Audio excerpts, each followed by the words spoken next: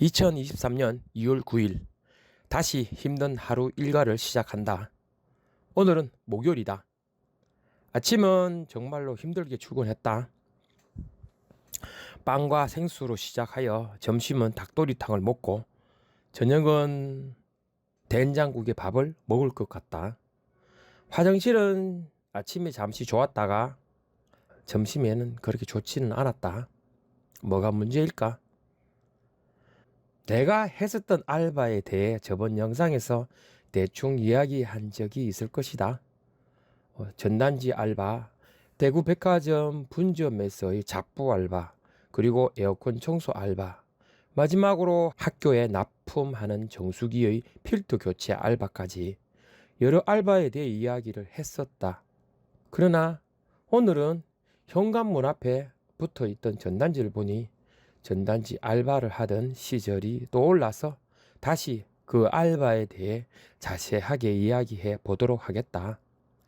사실 초기에 만든 알바에 대한 영상이다 보니 상세하게 설명하지 못한 이야기도 있어서 이렇게 영상을 만들어 보게 되었다.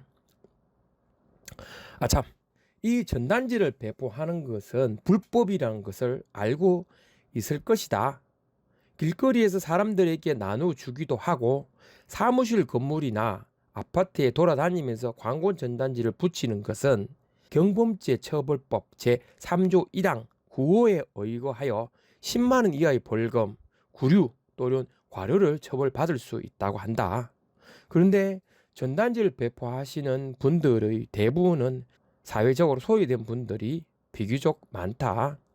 실제로 내가 그 알바를 찾아서 가본 곳에는 내가 딱 봐도 정상적인 분들이 아닌 약간 말을 어눌하게 하시는 분들이 많았다.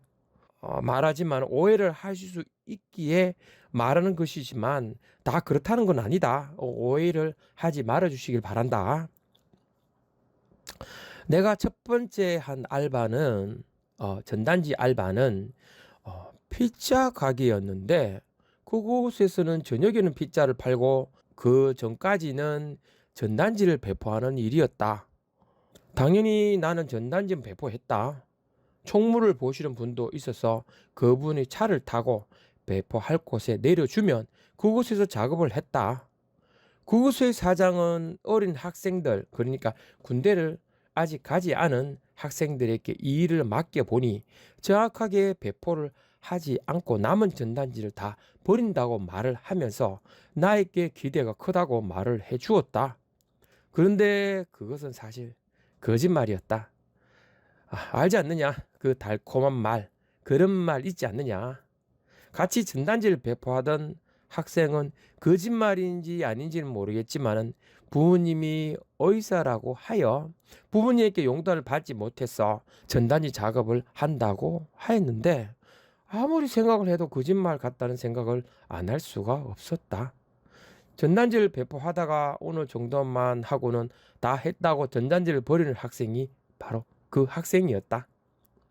사실 이것을 해보니 돈이 안 되니 그렇게 한 것이라고 본다. 한 장당 10원도 안 하니 그럴 만도 하다. 전단지 배포 작업의 확인은 그날 사장이 그 아파트에 들어가 보고 전단지가 붙어 있는 것을 보거나 해당 전단지의 회사에 항의 전화가 걸어오면 된다. 전단지 배포하는 방법은 전단지 광고주가 어떻게 주문하냐에 따라 다르다. 어떤 분은 스티커를 붙여서 문에 부착하는 방법이 있고 전단지를 꼽을 함이 있다면 그곳에 꼽아두면 되는 경우도 있다. 아니면 우편함에 넣어서 가져가는 방법도 있다.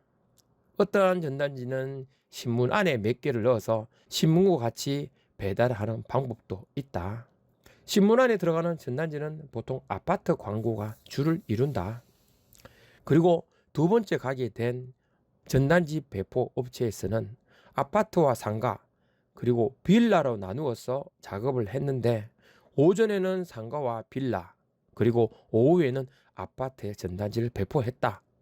총괄하는 팀장이 있고 그분의 지시에 따라 체계적으로 전단지를 배포하였다.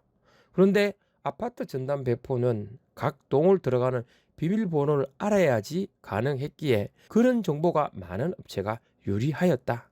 실제로 이런 비밀번호를 사는 업체도 있었다. 그렇게 전단지를 배포 작업하려고 맨 위층에서부터 내려오면서 각 호마다 작업을 한다. 그리고 빠르게 작업을 해야 하기에 붙이면서 빠르게 내려와야 한다. 그러다 보니 무릎에 무리가 가는 경우가 종종 발생을 한다. 이렇게 체계적인 것도 각자의 사고나 안전에 관해서는 무심하였다. 너무 무리를 하다 보니 무릎과 발목이 아파왔고 결국은 그만두게 되었다. 그러던 중 나도 전단지 작업을 개인적으로 받아서 해볼까 하여 명함을 여기저기 돌린 적이 있었는데 어떤 분이 연락을 주셔서 2군데에서 전단지를 받아 배포를 하게 되었다. 2군데 모두 상가와 빌라 그리고 일반 가정집의 문에 붙이거나 넣는 작업이었다. 사실 이런 배포 작업은 이렇게 개인적으로 받아서 하는 것이 어떻게 보면 이득일 수 있다. 그런데 꾸준하게 일이 들어와야 하는데 그렇지가 않았다. 바로 다음 일을 받는다면 지속성이 있어서 수익의 구조가 좋았겠지만 그 다음 일이 없다 보니 결국 전단지 배포 작업을 그만두게 되었다. 전단지 배포 작업이 쉽다고 생각할 수 있을 건데 절대로 아니다. 고객이 원하는 방법으로 배포를 해야 하며 여름에는 햇볕이 내리쬐어서 땀이 쉼없이 흐르고 겨울에는 스티커를 사용하여 전단지 작업을 하다 보니 손가락이 갈라져서 피가 난 적도 있었으며 그 추운 날씨에 손을 불어가며 일을 하였다. 그래서 웬만하면 전단지 배포 작업은 하지 말아달라고 이야기를 하고 싶다. 나이가 젊고 어리다면 할 알바는 무척 많다. 그래서 전단지 작업이 쉽다고 생각해서 한다면 말리고 싶다.